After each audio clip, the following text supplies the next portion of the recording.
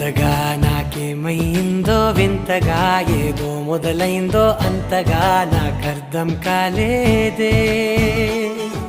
మెరుపులా నీ చూపే మందో చినుకులా నాపై వాలిందో మనసిలా నీ వైపే తిరిగిందే. ఇంకో ఆశ రెండో ధ్యాస లేకుండా చేసావు, మాటల్లే నీ మంత్రం వేసి మాయలోకి తోసావు. నా కోసం